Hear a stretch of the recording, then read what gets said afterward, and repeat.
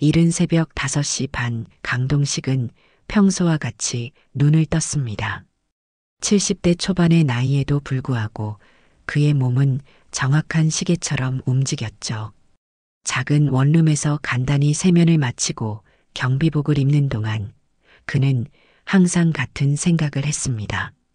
오늘도 조용히 성실히 일하자고 말이에요. 낡은 경비복의 단추를 하나씩 채우며 강동식은 거울 속 자신의 모습을 바라봤습니다. 세월의 흔적이 깊게 새겨진 얼굴, 거친 손, 그리고 약간 구부정해진 어깨. 하지만 그의 눈빛만은 여전히 또렷했어요. 평생을 성실하게 살아온 사람만이 가질 수 있는 그런 눈빛이었죠. 지하철을 타고 시내 한복판의 대형 오피스텔로 향하는 길, 강동식의 마음은 복잡했습니다. 이 건물 15층에는 그의 아들 강윤재가 과장으로 근무하고 있었거든요. 아들이 이 회사에 입사한 지 벌써 5년이 넘었지만 강동식이 이곳 경비원으로 일하기 시작한 건 불과 1년 전의 일이었습니다. 아버지, 다른 곳에서 일하시면 안 될까요?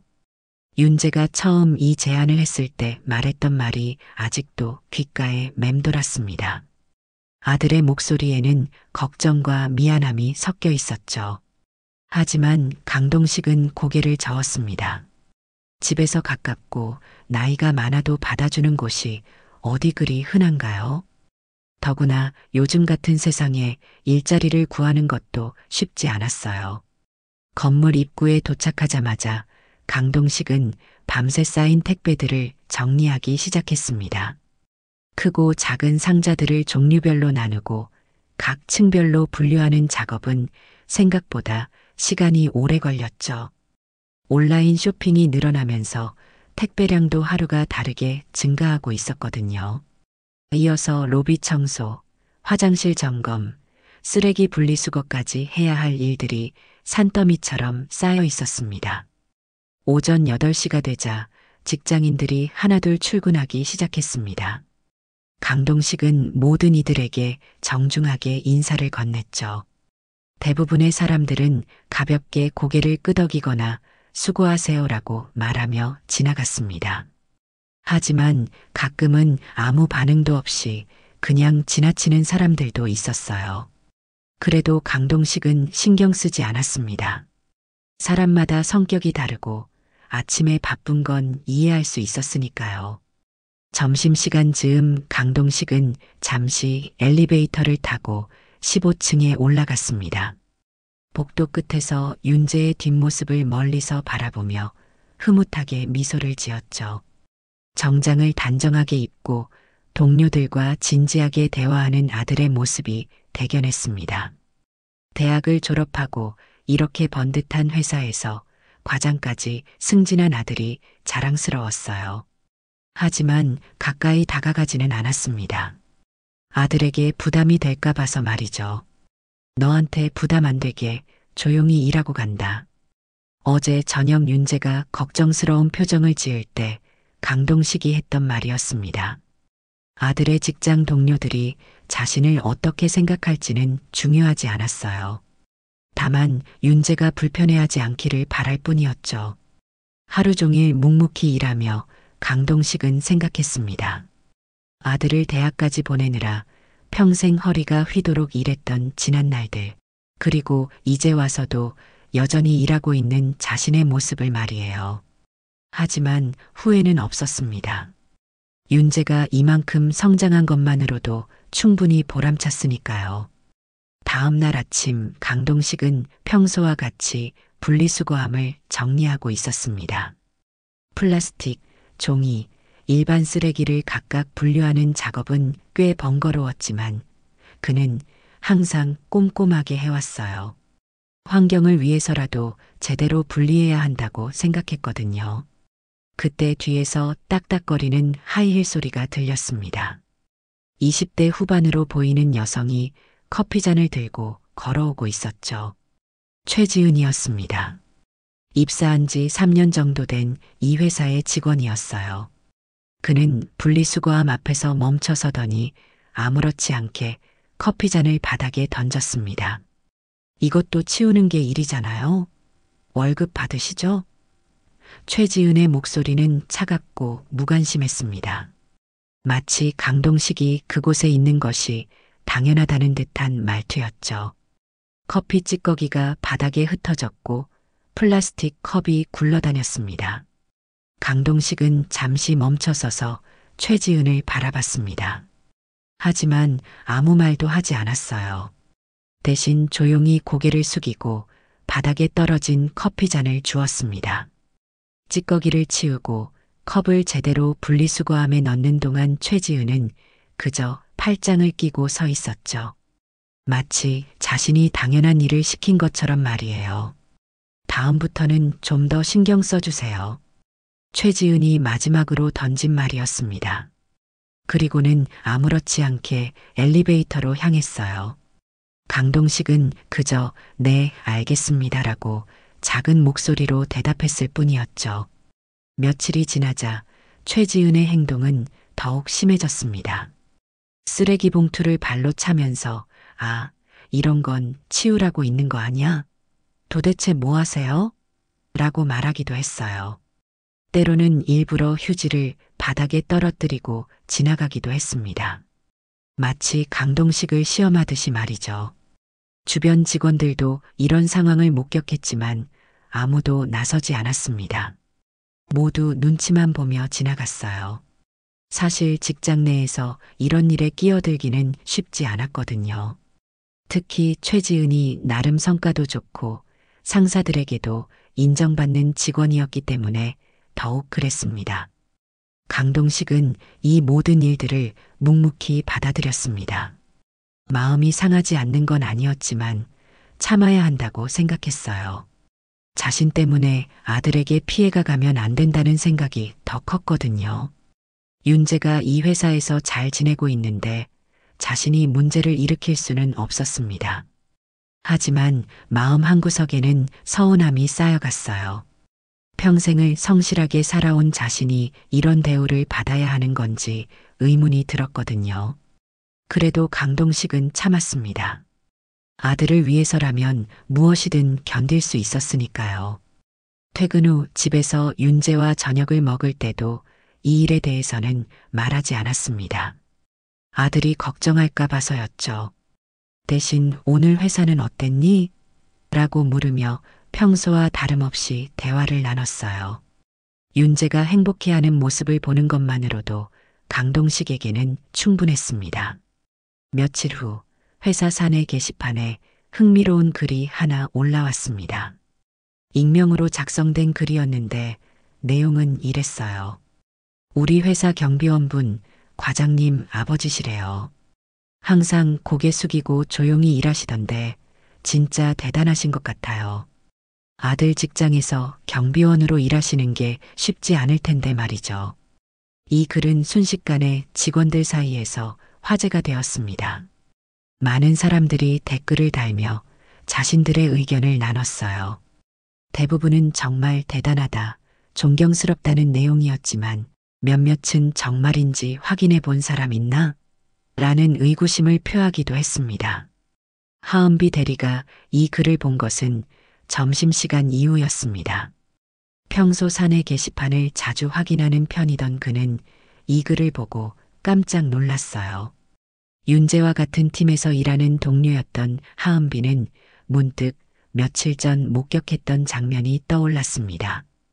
최지은이 경비원에게 함부로 대하던 모습, 그리고 그 경비원이 조용히 참고 있던 모습 말이죠. 하은비는 그때 뭔가 불편함을 느꼈었는데 지금 생각해보니 그 이유가 분명해졌습니다. 만약 게시판의 내용이 사실이라면 최지은은 동료의 아버지에게 그런 행동을 했던 거였거든요. 하은비는 조심스럽게 주변 동료들에게 물어보기 시작했습니다. 혹시 경비원분이 정말 윤재 과장님 아버지신지 아는 사람 있어? 몇몇 사람들은 그런 것 같다고 답했고 일부는 확실하지 않다고 했어요.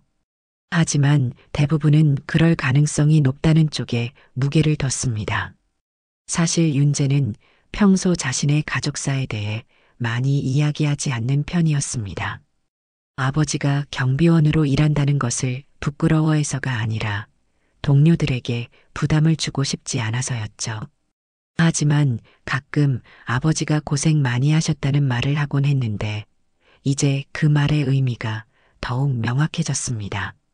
하은비는 점점 더 확신을 갖게 되었습니다. 경비원의 성씨가 강씨라는 것도 알게 되었고 나이도 윤재가 말한 아버지의 나이와 비슷했거든요. 무엇보다 경비원이 가끔 15층 근처에서 멀리서 바라보는 모습을 목격한 사람들의 증언도 있었어요. 이런 상황에서 하은비는 고민에 빠졌습니다. 최지은에게 직접 말해야 할지 아니면 윤재에게 먼저 상황을 알려야 할지 말이에요. 하지만 어느 쪽이든 쉽지 않은 일이었습니다. 자칫 잘못하면 팀 내 분위기가 나빠질 수도 있었거든요. 결국 하은비는 신중하게 접근하기로 했습니다. 먼저 더 정확한 정보를 확인하고 그 후에 적절한 방법을 찾아보자고 생각했어요. 무엇보다 윤재 과장에게 피해가 가지 않도록 해야 했습니다. 동시에 경비원 분께도 더 이상 불쾌한 일이 일어나지 않게 해야 했죠. 하은비는 그날 오후 내내 이 문제를 어떻게 해결할지 고민했습니다. 분명 옳은 일을 해야 한다는 생각은 들었지만 그 방법을 찾는 것은 쉽지 않았어요. 직장 내에서 이런 민감한 문제를 다루는 것은 정말 어려운 일이었거든요.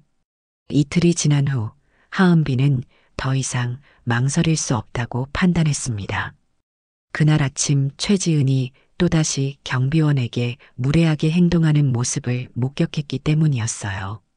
이번에는 택배를 정리하던 강동식에게 좀 더 빨리 할 수 없나요? 우리가 기다리고 있잖아요 라고 짜증을 냈거든요. 하은비는 점심시간을 이용해 조심스럽게 윤재에게 접근했습니다. 둘이서 회사 근처 카페에 앉아 있을 때 하은비는 망설이다가 입을 열었어요. 과장님, 제가 좀 조심스럽게 말씀드릴 게 있는데요. 뭔데? 편하게 말해봐. 윤재는 평소와 다름없이 온화한 표정으로 답했습니다. 하지만 하은비의 다음 말을 듣고는 표정이 굳어졌어요. 지은 씨가 혹시 경비원분께 실수한 것 같아요. 그분 과장님 아버지 맞죠? 하은비의 목소리는 조심스러웠습니다. 이런 말을 꺼내는 것 자체가 부담스러웠거든요. 윤재는 잠시 아무 말도 하지 않았습니다. 커피잔을 들고 있던 손이 미세하게 떨렸어요. 사실 그는 며칠 전부터 아버지의 표정이 평소와 다르다는 것을 눈치챘었거든요. 하지만 아버지가 아무 말도 하지 않으니 그냥 넘어갔던 것이었습니다. 어떤 실수를 했는데? 윤재의 목소리는 차분했지만 그 안에는 긴장감이 감돌았어요. 하은비는 자신이 목격한 일들을 조심스럽게 전했습니다. 쓰레기를 던지는 것, 무례한 말투, 그리고 다른 직원들이 보고 있는 상황 등을 말이죠. 윤재는 이야기를 들으며 점점 얼굴이 굳어갔습니다. 아버지가 그런 대우를 받고 있었다는 사실이 믿기지 않았어요. 동시에 자신이 왜 눈치채지 못했는지에 대한 자책감도 들었습니다. 아버지는 자신을 배려해서 아무 말도 하지 않았던 것이었죠. 정말 고마워, 은비야. 말해줘서. 윤재는 진심으로 고마워했습니다. 하은비가 용기를 내어 이 일을 알려주지 않았다면 아버지는 계속 그런 대우를 받았을 거거든요. 하지만 동시에 화가 났어요. 최지은의 행동도 그렇지만 다른 직원들이 그냥 지켜보고만 있었다는 사실도 말이죠. 그날 저녁 윤재는 아버지와 둘이서 식사를 했습니다. 평소보다 조용한 분위기였어요. 윤재는 어떻게 말을 꺼내야 할지 고민했습니다. 아버지를 더 힘들게 하고 싶지 않았지만 그렇다고 이 상황을 그냥 넘어갈 수도 없었거든요. 아버지 윤재가 조심스럽게 말을 시작했습니다. 혹시 회사에서 힘든 일 있으셨어요? 강동식은 젓가락을 들고 있던 손을 멈췄습니다. 아들이 뭔가 눈치챈 것 같았어요. 하지만 여전히 말하고 싶지 않았습니다. 아들에게 걱정을 끼치고 싶지 않았거든요. 무슨 일 있었나? 윤재가 다시 물었습니다. 이번에는 더 직접적으로 말이에요. 지은 씨가 뭐라 하던가요? 강동식은 깜짝 놀랐습니다. 아들이 어떻게 알았을까요? 잠시 당황했지만 이제는 숨길 수 없다고 생각했어요. 말로 다 하긴 그렇고 그냥 너까지 곤란해질까 싶어서. 그 순간 윤재는 아버지의 마음을 이해했습니다. 평생 자신을 위해 희생해온 아버지가 또다시 자신을 위해 참고 있었던 것이었죠. 하지만 이번에는 다르게 하고 싶었습니다. 아버지를 지키고 싶었어요. 다음 날 아침 윤재는 평소보다 일찍 회사에 도착했습니다. 마음속으로는 이미 결심을 굳혔어요. 이 문제를 더 이상 방치할 수 없다고 생각했거든요. 하지만 어떻게 접근해야 할지는 신중하게 결정해야 했습니다. 우선 윤재는 팀 전체 회의를 소집했습니다. 오늘 오전 10시에 회의실에서 팀 미팅이 있겠습니다. 모든 팀원 참석해 주세요. 메신저로 보낸 간단한 메시지였지만 평소와 다른 진중한 어조에 팀원들은 뭔가 중요한 일이 있다는 것을 직감했어요. 회의실에 모인 팀원들은 서로 눈치를 보며 앉았습니다. 최지은도 평소와 다름없이 자리에 앉아 있었어요. 하지만 하은비는 긴장한 기색이 역력했습니다. 어제 윤재와 나눈 대화 때문에 무슨 일이 일어날지 예상이 되었거든요.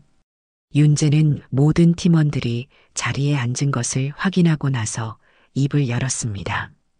오늘 이 자리를 마련한 이유는 우리 팀의 기본적인 예의에 대해 이야기하기 위해서입니다.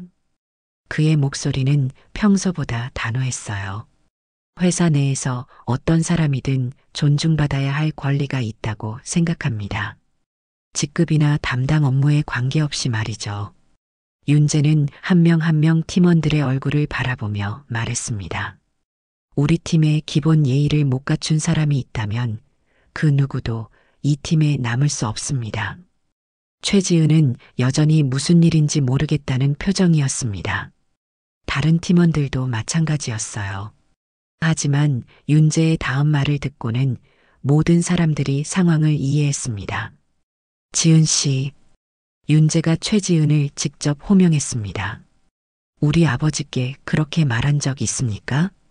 회의실 안이 순식간에 조용해졌습니다. 최지은은 깜짝 놀라 윤재를 바라봤어요. 아버지라는 말이 무슨 뜻인지 이해하지 못했거든요. 하지만 곧 깨달았습니다. 자신이 며칠 전부터 함부로 대했던 경비원이 윤재의 아버지라는 것을 말이죠. 과장님, 그게 무슨 최지은이 당황하며 말을 시작했지만 윤재는 손을 들어 그를 제지했습니다. 커피잔 던지기, 쓰레기 발로 차기, 그리고 월급 받으니까 치우라는 말까지.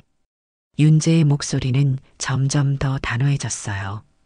이런 행동들이 어떤 의미인지 아십니까? 최지은의 얼굴은 점점 창백해졌습니다. 자신이 했던 행동들이 하나하나 떠올랐거든요. 그때는 단순히 경비원에게 하는 일이라고 생각했는데 그분이 바로 윤재의 아버지였다는 사실이 믿기지 않았어요. 죄송합니다. 정말 몰랐습니다. 최지은이 떨리는 목소리로 사과했습니다. 하지만 윤재의 표정은 여전히 굳어 있었어요. 모르셨다고요? 윤재는 반문했습니다. 그럼 알았으면 그런 행동을 안 했을 거라는 뜻인가요? 상대방이 누구든 그런 식으로 대하면 안 되는 게 당연한 거 아닌가요? 다른 팀원들도 숨을 죽이고 이 상황을 지켜보고 있었습니다.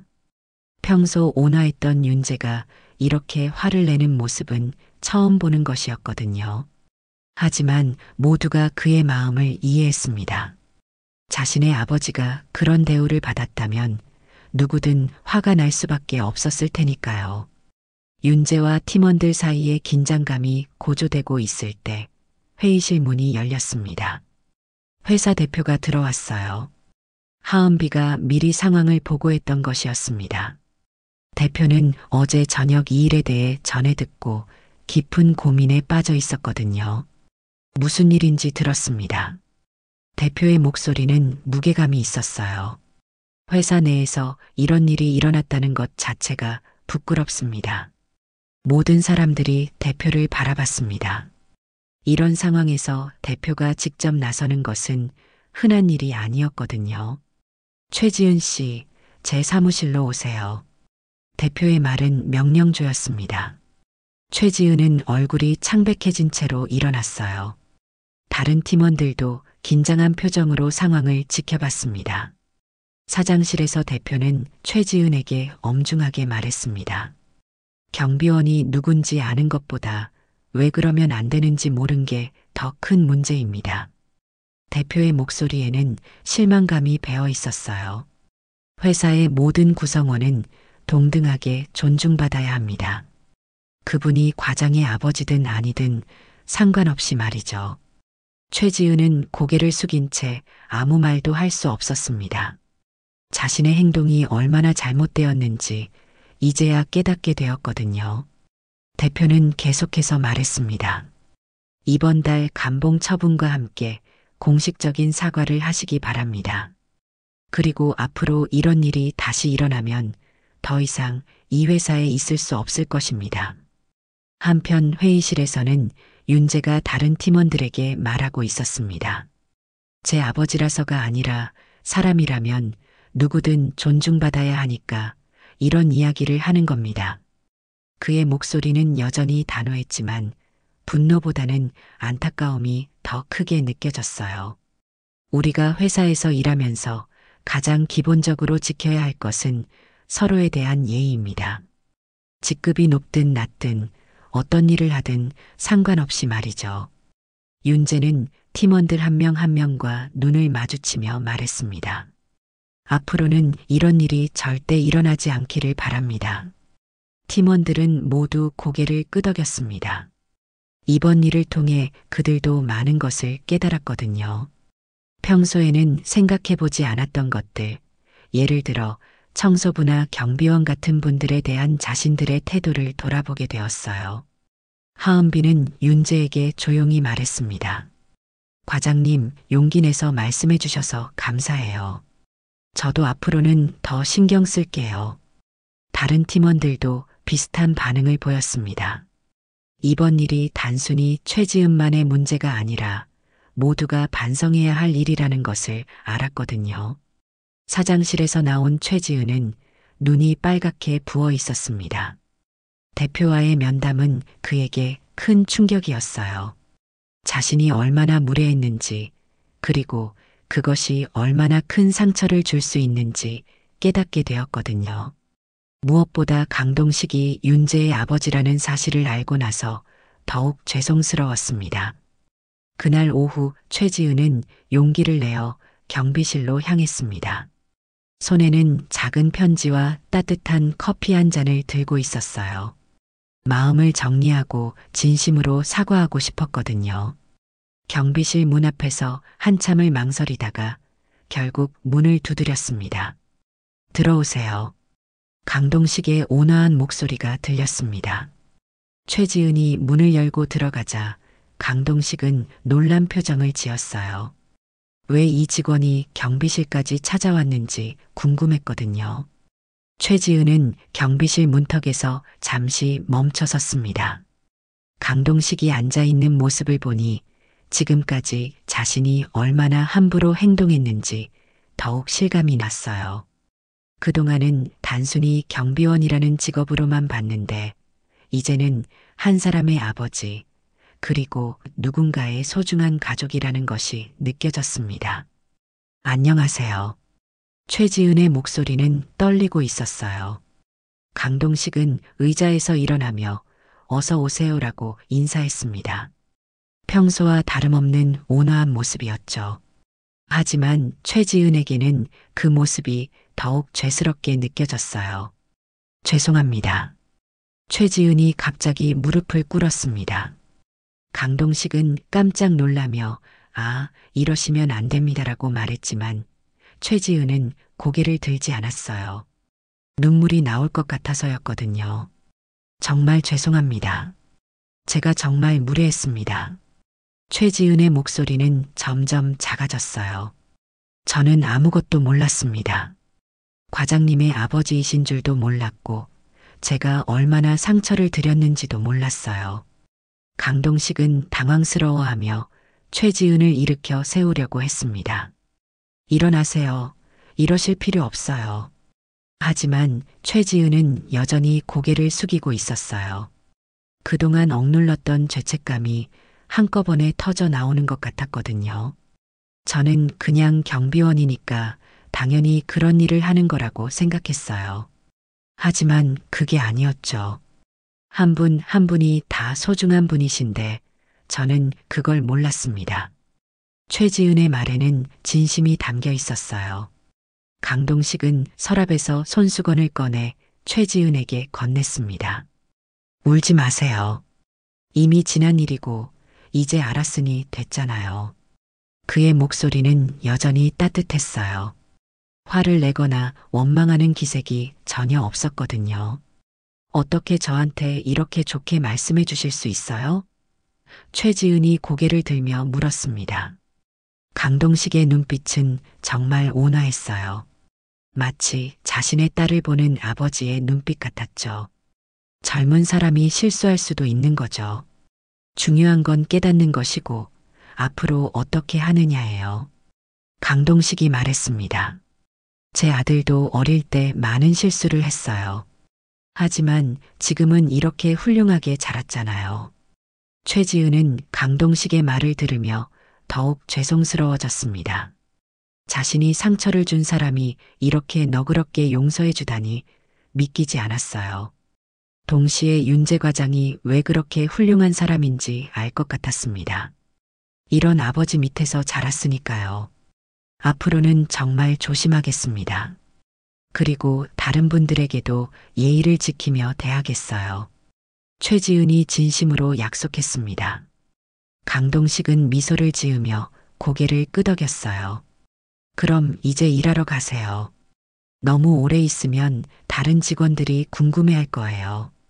강동식이 말했습니다. 최지은은 가져온 커피와 편지를 놓고 다시 한번 깊게 인사를 했어요.